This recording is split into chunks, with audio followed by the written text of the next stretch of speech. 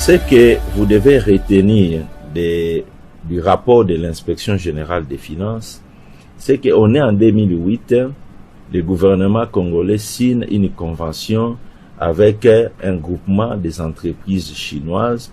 Au terme de cette convention, le gouvernement congolais a mis à la disposition d'une joint venture, une entreprise créée entre les deux parties. Le gouvernement a mis donc à la disposition de cette entreprise qui sera créée, appelée Sicomine, des gisements de minerais évalués à 93 milliards de dollars américains. Et pour l'exploitation de ces gisements, les entreprises chinoises devaient gagner et l'État congolais, de son côté, devait également gagner 3 milliards de dollars américains en termes d'infrastructures. Les groupements des entreprises chinoises se sont engagés à construire en RD Congo 5000 logements sociaux, 145 centres de santé dans les 145 territoires de la RDC, des universités modernes, des barrages hydroélectriques, les barrages de Katende, les barrages de Kakobola, 31 hôpitaux de 150 lits. Il devait en outre construire 3700 km de rails, de voies ferrées dans notre pays. Et enfin, le groupement des entreprises chinoises s'était engagé à réhabiliter totalement les aéroports de Goma et de Bukavu.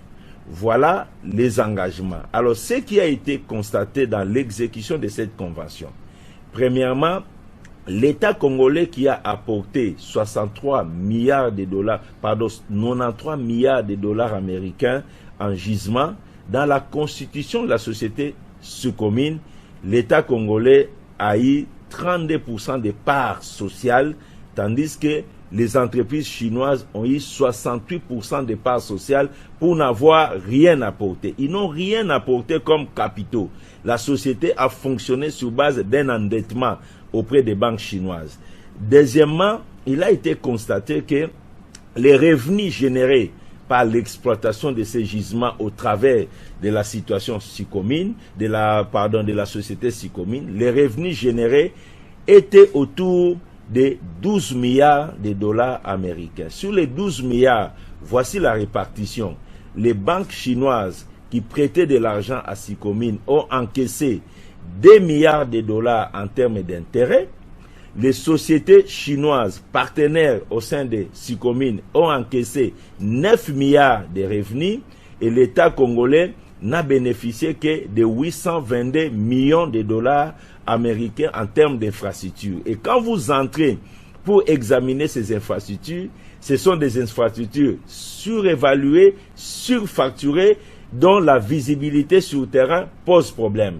Vous pouvez prendre le cas de l'hôpital de Cinquantenaire. Il est mis dans ces contrats. Les Chinois disent avoir réhabilité cet hôpital à 114 millions de dollars, ce qui est inacceptable.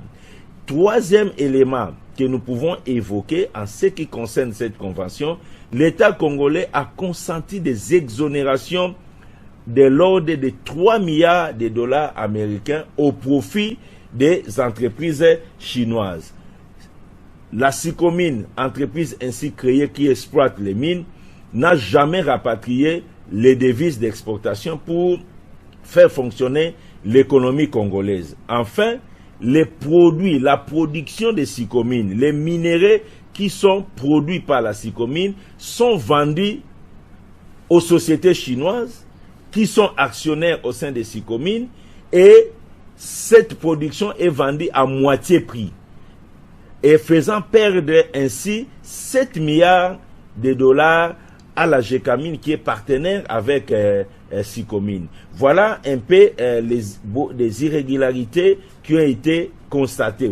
Et l'inspection générale des finances a formulé des recommandations en termes d'exigence. Et la plus grande, qui a d'ailleurs été lancée par son Excellence, Monsieur le Président de la République, chef de l'État, c'est la révisitation de cette convention. Cette convention devra être révisitée pour équilibrer les gains entre les parties. Il est inacceptable que nous ayons offert autant d'avantages que les pays ne gagnent rien. du point de vue de l'inspection générale des finances, l'exécution de cette convention s'apparente à une colonisation économique inacceptable. Donc, il faut qu'il y ait réparation.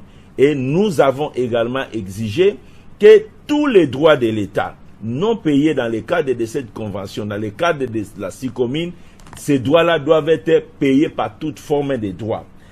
Nous avons également demandé à SICOMIN, pour rattraper les retards dans les investissements ou dans les infrastructures telles que prévues dans la convention, nous avons exigé de la SICOMIN de mettre à la disposition de la partie congolaise le gouvernement au travers de l'agence qui est chargée de faire la coordination de ces activités, au moins en 2023, 1 milliard de dollars américains pour les investissements. Les investissements en termes d'infrastructures telles que prévues dans la convention. Enfin, nous avions exigé de la SICOMIN que les travaux des infrastructures prévues dans la convention soient effectués, soient faits aussi bien par les entreprises congolaises que les entreprises chinoises. Il est inacceptable que tous ces travaux sont confiés à des entreprises chinoises qui surfacturent et qui encaissent des gains importants. Donc nous avions demandé par la suite que dans le cadre de cette convention, les travaux des infrastructures à construire soient confiés 50% aux entreprises congolaises et 50% aux entreprises chinoises. Voilà brièvement le contenu du rapport de l'inspection générale.